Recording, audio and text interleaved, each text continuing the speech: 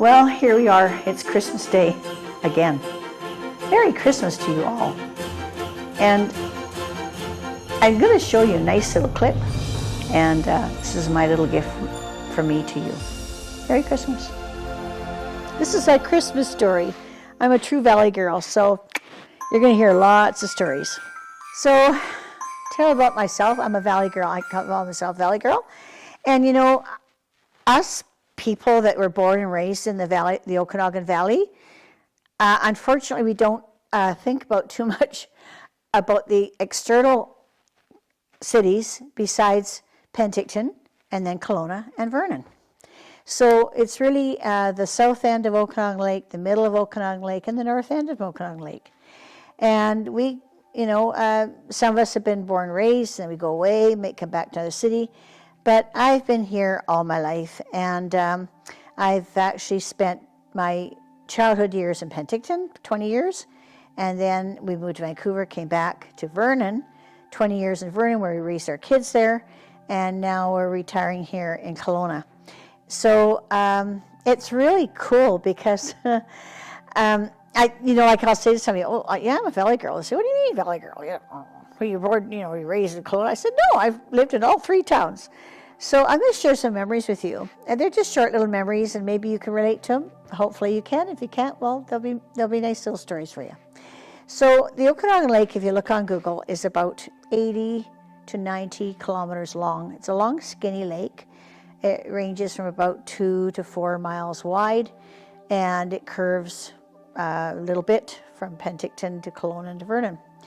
So I was raised in Penticton, and so years ago in Penticton, now I have a sister that's even much older than me. Yeah, really, she's alive still. I can't believe it. You can't believe it, right? She's alive still. And they used to, I remember when I was young, I would go ice fishing. Now we could only go ice fishing in the winter. I don't know why, I never asked my dad this, but we used to be able to go around Summerland along the shore and cut holes in the ice. It actually froze. It doesn't anymore, I don't think. And we would go ice fishing, and Dad would cut a hole in the ice with an auger, of course, and we'd sit there and go fishing. And he said it was the only time you could get whitefish. Now, I don't know why that is. Maybe some of you that are older than me or know more than me, fish more than me, would tell me why that is. Because I just started asking myself that question the other day when I got thinking about this. I don't know why. And the other memory was Twin Lakes. We used to go skating and ice fishing on Twin Lakes. Now, Twin Lakes is going towards Vancouver. It's towards Kermias. And it's a very small area. It's a small lake, but it doesn't get a lot of wind because it's protected by the mountains. It's kind of like shoo, like this, and then the lake. So because of that, I would take my skates, and the water be like the ice would be clear. And you could see these cracks in the ice, and you're scared stiff, like skating on this stuff. But it was really, really thick. It was really thick. But it looked scary because it felt like I was skating on top of water. It was so clear, and it was beautiful. It was really, really nice to skate on. And the other memory I've got is going from Penticton. We used to go up Carmi, and Carmi is an old back road. I guess it was a logging trail, first of all, and then it turned into like a logging road, and it's since been expanded, and it goes right up to Beaverdale. Well, it goes up to Carmi, actually, which is on the road to Beaverdale, so it goes up to Highway 33. So it goes from the back of Penticton east, goes east over the mountain, and then you come out at Beaverdale, which is kind of like a shortcut over to the Kootenays. And when we used to get close to Christmas, my dad would put us all in this whole truck. And let me tell you about this truck. It's so funny. This is my niece's, it's actually my brother-in-law's truck. And they called it the bomb. And the back of the truck, all us kids used to sit in the back of the truck. And he had old couches, like old car seats on either side of the back end of the truck. And we had a little canopy over it. And inside, right beside us, was a pot-belly stove. No kidding. And he had a chimney coming out the top of the roof, and we sat with this hot stove between us. I can't believe it now. And the stove was hot, man. It was really hot. We don't dare get close to us. And we went all up. We took the guns with us, a bunch of rifles. My dad had a 303 and a 30-30. And we took a bunch of targets. And we took some, I think we took some wood too, because the wood up there would have been pretty wet. And take the hamburgers and not the hamburgers, more hot dogs, I think. And we'd get some hot dogs up there and put the fire on. And so we went all the way up, about halfway up Carmi, and set up the targets on the trees, got the guns out, and Dad would light the fire, and then he would find some wiener sticks, and we'd roast some wieners on the fireplace. And then we'd take some targets and put them up and shot the 30-30 and the 303, and got a kickback on my shoulder. I felt that. And it was really, really cool. Then we cut our Christmas tree, walked through the forest, and decide on what Christmas tree we want. Now, I don't know. Maybe we weren't supposed to.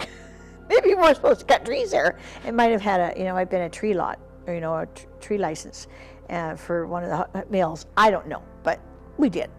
And so anyway, we cut down a tree. We picked our own favorite tree out, and they haul it in the back of the truck with us, and we would go home.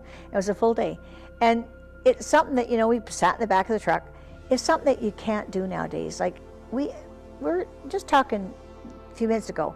We were so free in those days, so free, that we grew up quickly, and we were mature, and we were responsible. We didn't say, oh, it's not my fault. We never said that. We just were responsible. Sure, we did crazy things, and some of us didn't make it through life because maybe we had too much leniency. But you know what? We had a lot of fun when we were kids. We really did. And the Okanagan was a great place to spend winters. Better in the summer, but we're talking about winter right now. So that's Penticton. And then going to Vernon. Well, we raised our kids in Vernon, and that's when Silver Star first opened up. It was brand new ski hill. They had Tillicum ski hill first. That kind of went belly up. And but then they went to Silver Star. Cutest little community up there. The cutest little buildings. They made it look sort of like old-fashioned, different colors of building fronts. I mean, if you've never been there, Google it. It's so cool. It's called Silver Star. And it's nice, beautiful, beautiful cross-country ski trails up there, too, with the warming huts now and stuff. But back then, we never had all that fancy stuff. We had I forget what it's called. I think the Palma lift or something. Palma lift. Little metal disc like this that carried us up the bunny hill with our little bums sitting on that thing, and we'd ski. And most of us got wrecked knees over it, but we had a lot of fun. And then another thing we did in Vernon was the gravel pits used to be open, and I guess they weren't open, but they didn't have fences, keeping us out. So that means to us it's open. And we would get crazy stuff. Like, I remember one kid had a car hood, and sat a whole bunch of kids on this car hood and went down the big hill of the gravel pit and all the gravel, because we had a lot of snow back then. So we moved there, I think in 73, and it was either 73 that same winter or the next winter. I've never seen so much snow in my life. I mean, I remember my husband, we were in a new subdivision up in Mission Hill, and the snow was, I bet you, over 2 feet high. And it was wet snow. And I remember, I've got a picture to show you that one, and here's my husband, and I said a joke, but it's not really true, but I did say a joke. He's with his neighbor, and they're looking at instructions, getting their new snow shovels.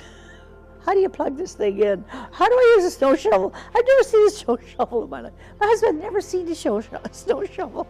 So, and they had to get up on the roof because it was so heavy. And there was so much snow that everybody was up on the roof taking the snow off. And it had to be either one of those 2 years. So that wasn't so much fun. But we did have fun at other times. Our kids never really did care for the snow. They liked the summers better. And the summers in Okanagan are... You can't. They're 150%, man. You can't get anything better than the Okanagan Valley this summer. But the winters, when they start getting these ski hills going, I tell you, they really come on strong. So Vernon was kind of a fun place, more responsible for us because we were married. Another thing we did, we used to go up to Beaverdale.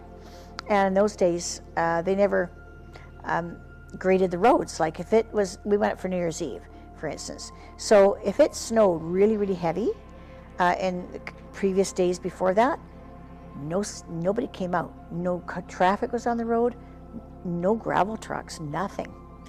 And we were in a cabin there with some other couples and a bunch of other kids, and we used to take the car down that highway. Of course, we'd snake the car, eh? Like this. Poor kids. We had 3 or 4 toboggans behind. Like, we did stupid stuff. And these poor kids are all in this little toboggan all behind our car. And we're going like this. Well, I'll tell you, there's a kid flying off this way and a kid flying off the... I remember our daughter, she was in the ditch because there's those big ditches on the side of the highway. And she's up here, Mom! She was yelling. And we didn't care. We thought, oh, okay, you're fine, you know, you'll live. Oh, gosh, those were fun days. They really were. I mean, we had so much fun. I mean, if any of you have fun, that much fun nowadays, I'd sure like to hear from you. I'd really love some comments. So anyway, then we moved into Kelowna. And of course, now we're older. We have grandchildren. Probably a bit not so crazy. And more responsible. So now it's kind of like harder work here in Kelowna, but there's a lot of neat things in Kelowna. I remember it was the golf courses, and they used to keep open all winter if we had good snow, and you could take your skis, or not snow skis, sorry, your cross-country skis, and we could go on the golf course, and they'd let you go on, and then we'd go cross-country skiing on the golf course. It was great. You didn't have to go anywhere. So you didn't have to go up to Big White, because there's Big White here is the ski hill. And you didn't have to go up to Big White. You could just go on the golf course. And it was a lot of fun. It was a lot of fun. We used to it was easy. It's close to town. Easy thing to do. You're close to home and everything. Yeah, it was great. Let me see. I got a little note here. I'm getting old, so I'm kind of forgetting some of my stuff here we did. That was mostly cross-country skiing we did here. Yeah. So since we moved here, as we're older, I don't like the cold. I'm sorry. I don't like the cold. I don't like the snow. I don't like the cold. I'm scared of falling. I gotta make a dinner for the kids and the grandchildren. That's great. I love it. Love having a family. But the cold, I don't know. It's hard when you're older.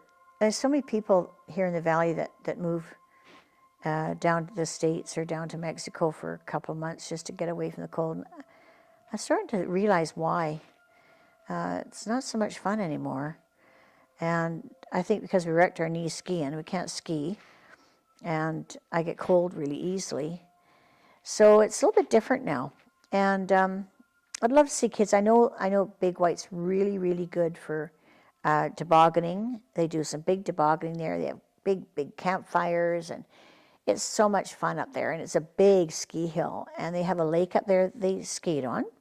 And we have a beautiful ice rink outside, right on the lake here in Kelowna. It's beautiful. And they have a Zamboni and everything. It's just so cool. And it's outside.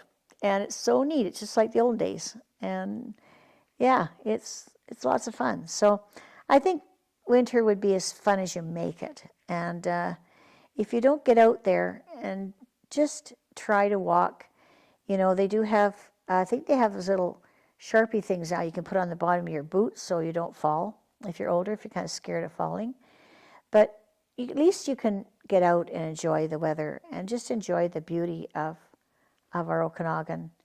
So I hope you have a really good Christmas, everybody. And for those of you that don't have your family here, find a good friend or go out and say hi to somebody you've never met before and just ask them how their day is.